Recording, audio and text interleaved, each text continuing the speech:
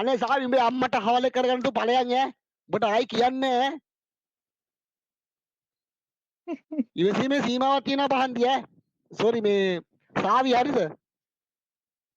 Sorry පහදින මේ සාවි ඈ. ඉවසීමේ සීමාවක් තියෙනවා. ඔබ සීමාව පන්න ගන්න එපා ඈ. ඔය ගොන් හරක් කියන ඒවා මේ ගණන් ගන්න එපා පහන්ති. ඉවසීමේ සීමාවක් තියෙනවා. ඔබ අනමන වචන දානවා මේ හැමදාම ඈ. ඉවසන්න පුළුවන් සීමාවක් තියෙනවා. ඒක දැනගනින් ඔබ. උඹට මොංගල් වුණාට මෙතන ඉන්න අනිත් ඒවුන්ට මොංගල් නෑ. ඔබගේ අම්මා එහෙම වුණාට මේ මම අපි එහෙම නෑ හරිද? පරිස්සම් වෙන්න ඔබ මොනා කරන්නද මට ඔබ පේක් එකක් එයි.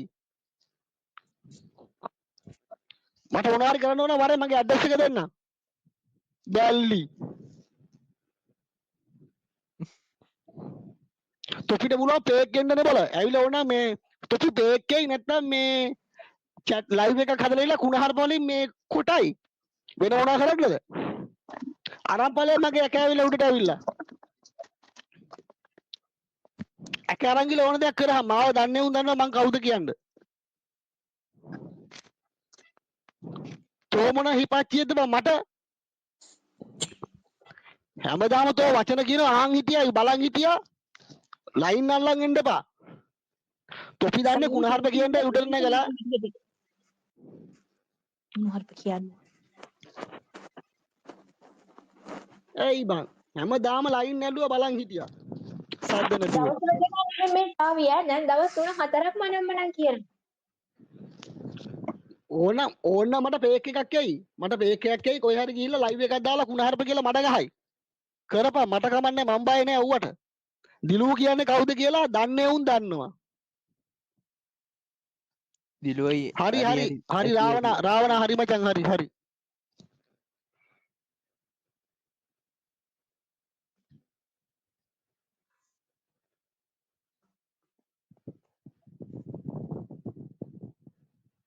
කවුද සවි කියන්නේ? මේ සාවිව ටීචර්ට තොහම කරා පහන්ති හරි බං. අපි දවස් ගාණක් අපි ඕක යා කළා. දවසක් මටත් ඒ වගේ. මේක ඉන්න ගෑනු කට්ටියවත් පයින්නවා. මොකද මේ සාවිට හොඳට කිව්වා. සාවිට තවල් වෙච්ච නැහැ. අර කුමාරිට කිව්වා මේ දිලුගේ හොර ගෑනිද ඔන්න මොකක්ද එකක් ඇහුවා. ඔන්න මොන හෙන්නට හැම ගෑනු කෙනාම අනම්මනම් කියනවා.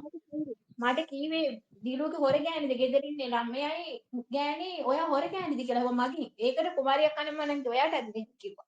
අම්මට ඉතින් එහෙම තබියෝ. මේ හයිඩ් කරලා තිබ්බේ. දැනත් මම කිව්වා දිලුට බයින්නේ කියලා ඒකට ඔය.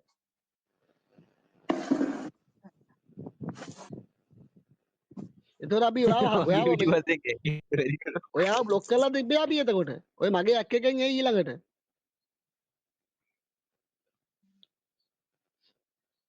බෑන්ඩ් කරලාම දාන්න එතකොට හරි. එතකොට එන්න බෑ.